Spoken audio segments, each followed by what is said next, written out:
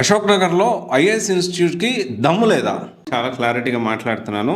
Correct me if I'm wrong. ఒక్క institute అయినా ఇలా చేస్తుంటే డెఫినెట్లీ నేను నా జీవితం మొత్తం కూడా వాళ్ళే ఇలా చేస్తూ ఉన్నారు, వాళ్ళ గ్రేట్ తోపు అని మాట్లాడతా. ఎందుకు ఈ మాట అంటున్నానంటే, నిజంగానే అశోక్ నగర్లో ఐఏఎస్ ఇన్స్టిట్యూట్స్ గురించి ఎందుకు మాట్లాడుతున్నానంటే, వీళ్ళు గ్రూప్ 1 గ్రూప్ 2 కూడా కోచింగ్ ఇస్తూ ఉన్నారు. సపరేట్ కొంతమంది మాత్రమే గ్రూప్ 1 గ్రూప్ 2 కోచింగ్ ఇస్తూ ఉన్నారు. నేను ప్రతి ఒక్క ఇన్స్టిట్యూట్ని ప్రశ్నిస్తున్నా.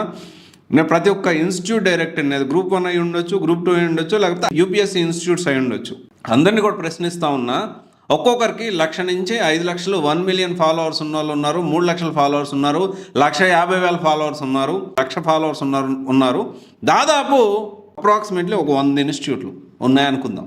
ఎంతకాడికి నా బిజినెస్ నాకు వచ్చిందా, నా వ్యాపారం నాకు వచ్చిందా, స్టూడెంట్స్ నేను కోచింగ్ ఇచ్చానా, నా కోచింగ్ డిస్కౌంట్ ఇస్తాను, ఆన్లైన్లో ఇస్తాను, ఆఫ్లైన్లో ఇస్తాను, ఇదే కానీ అరే అశోక్ నగర్లో దిల్సుఖ్ నగర్లో ఇంతమంది పిల్లలు వచ్చున్నారు, ఆఫ్లైన్లో తీసుకునే వాళ్ళు అశోక్ నగర్లో ఉన్నారు, ఆన్లైన్లో తీసుకునే వాళ్ళు ఇంటికాడ ఉన్నారు.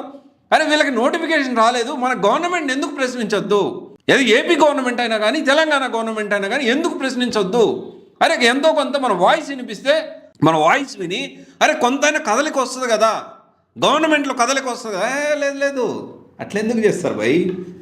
మస్తు హుషారు ఇన్స్టిట్యూట్ డైరెక్టర్స్ మామూలుగా లేదు. నా బిజినెస్ నాకు వచ్చిందా లేదా, నేను ఏదైనా ఇన్స్టిట్యూట్ బాగుందని చెప్తే నువ్వు వాళ్ళకి ఫేవర్గా ఉన్నావు, వీళ్ళకి ఫేవర్గా. అరే భయ్ నేను ఇప్పుడు చెప్తున్నా వినండి, నా వల్ల జాయిన్ అయిన ఒక్క స్టూడెంట్ ఇబ్బంది అయినా కానీ నా కాలర్ పట్టుకొని అడగండి, అది ఎవరినైనా కానీ నేను వదిలిపెట్టను. ఇక్కడ ఒకటే చిన్న విషయం ఏంటి అంటే, చాలా మంది కనీసం ప్రిలిమ్స్ క్లియర్ చేయకుండా యూపీఎస్సీ ఇన్స్టిట్యూట్ రన్ చేస్తున్నారు ఆన్లైన్ ఆఫ్లైన్లో యూట్యూబ్ ఛానల్స్ పెట్టి. ఇక్కడ మనం అర్థం చేసుకోవాల్సిన విషయం ఏంటి అంటే, మంచిదే, మంచి విషయమే. యూట్యూబ్లో ఫ్రీగా క్లాసులు చెప్తున్నారో, లేకపోతే ఆన్లైన్ పేరు చెప్పి ఆఫ్లైన్లో అయితే ఎంత ఖర్చు అవుతుంది, ఆన్లైన్లో అయితే చాలా తక్కువ ఖర్చుకే నేను కోచింగ్ ఇచ్చేస్తానని చెప్తూ ఉంటారు కదా. ప్రతి ఒక్క ఇన్స్టిట్యూట్ డైరెక్టర్ని అడుగుతున్నా, ఇది ఇంకోటి కాదు, ఇది జస్ట్ రిక్వెస్ట్. స్టూడెంట్స్ తరఫున నేను గవర్నమెంట్ని ప్రశ్నిస్తాను, పెట్టండి. తెలంగాణలో సీఎం రేవంత్ రెడ్డి గారు జాబ్ క్యాలెండర్ ఎప్పుడు ఇస్తారు? ఏపీలో లోకేష్ గారు జాబ్ క్యాలెండర్ అని ఈరోజు రేపు ఎల్లుండి అని చెప్పి లోకేష్ బాబు గారు మాట్లాడుతూ ఉన్నారు. లోకేష్ గారు జాబ్ క్యాలెండర్ ఎప్పుడు ఇస్తారు?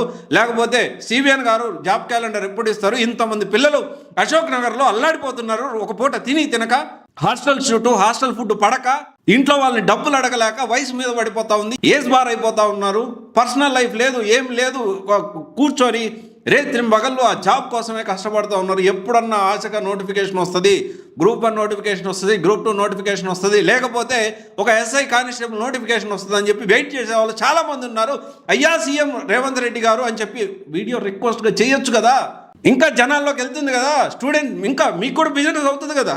ఒకవేళ బిజినెస్ పర్స్పెక్టివ్లో ఆలోచిస్తే నోటిఫికేషన్ వస్తే ఇంకొంతమంది ఎక్కువ మంది జాయిన్ అవుతారు కదా మీ దగ్గర పిల్లలు.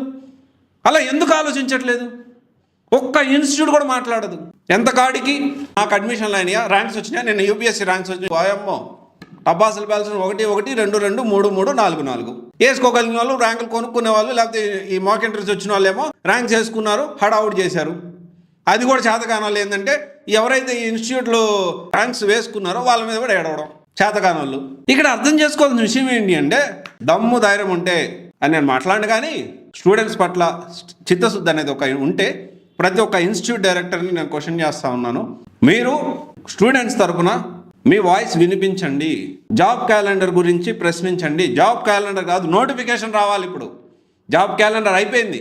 తెలంగాణలో సీఎం రేవంత్ రెడ్డి గారు జాబ్ క్యాలెండర్ ఎప్పుడు ఇస్తారని అడగండి, రిక్వెస్ట్ చేయండి, తప్పేం లేదు కదా. మీ వాయిస్ వినిపించడం తప్పేం లేదు కదా. అటు ఏపీలో, ఇటు తెలంగాణలో అసలు నోటిఫికేషన్లే రావట్లేదు. కొట్లాడి తెచ్చుకున్న తెలంగాణలో ఇంతవరకు ఒకే ఒక గ్రూప్ 1 నోటిఫికేషన్, అది కూడా ఇప్పుడు కేసుల్లో ఉంది. అంతకుముందు వచ్చిన బీఆర్ఎస్ గవర్నమెంట్ చూసుకుంటే, దాన్ని మాట్లాడతాను నేను ఇంకొక ఛానల్లో, ఇది పొలిటికల్ కాదు కాబట్టి పొలిటికల్ థింగ్స్ నేను పోవట్లేదు. బీఆర్ఎస్ ఏం చేసింది, గత 10 సంవత్సరాలు పరిపాలించి ఏం చేసింది, ఎన్ని నోటిఫికేషన్లు ఇచ్చింది, ఎన్ని అవకతవకలు ఉన్నాయి, నేను ఇంకొక వీడియోలో ఖచ్చితంగా మాట్లాడతా. నాకేం భయం బెరుకు లేదు. కానీ దేనికి స్పందించాలి, దేనికి స్పందించకూడదు, దాన్ని బట్టి నేను స్పందిస్తూ ఉంటా. ఎంతవరకు స్పందించాలి, ఎవరి మాటలకి మనం స్పందించాలి అని ఆలోచించి నేను స్పందిస్తాను. అవసరం లేని వాడిని నేను పట్టించుకోను. అంత అవసరం కూడా లేదు, అంత ఖాళీగా కూడా లేను. సో నేను చిన్నగా ఒకదాంతో స్టార్ట్ చేసి ఇంత పెద్ద టీంని, ఇంత పెద్ద నెట్వర్క్ని నేను రన్ చేయగలుగుతున్నా. దాదాపు 8 యూట్యూబ్ ఛానల్స్, 8 ఇన్స్టాగ్రామ్స్ ఉన్నాయి, 2 బ్రాంచెస్ ఉన్నాయి సివైసీ అంటే. మనం అర్థం చేసుకోవాల్సిన విషయం ఏంటి అంటే, ఎందుకని క్వశ్చన్ చేయరు, గవర్నమెంట్స్ని ఎందుకు ప్రశ్నించొద్దు, రిక్వెస్ట్ చేయొచ్చు కదా. స్టూడెంట్స్ ఆలోచన చేయాలి. ఈ విషయాన్ని. అండ్ ఇన్స్టిట్యూట్ డైరెక్టర్స్ కూడా ఎవరు కాల్ ఇండివిజువల్గా ఎవరు కలవాల్సిన అవసరం లేదు, ఎందుకంటే ఎవరు కలవరు. ఎవరు బిజినెస్ పాయింట్ ఆఫ్ వ్యూలో వాళ్ళు ఆలోచిస్తారు. మీ బిజినెస్ పాయింట్ ఆఫ్ వ్యూలో ఆలోచన చేసి ప్రతి ఒక్కరు రిక్వెస్ట్ కానీ ఏదో ఒకటి చేస్తూ ఏపీ గవర్నమెంట్ కానీ తెలంగాణ గవర్నమెంట్ కానీ రిక్వెస్ట్ చేస్తూ ఉద్యోగ నోటిఫికేషన్స్ ఇవ్వండి.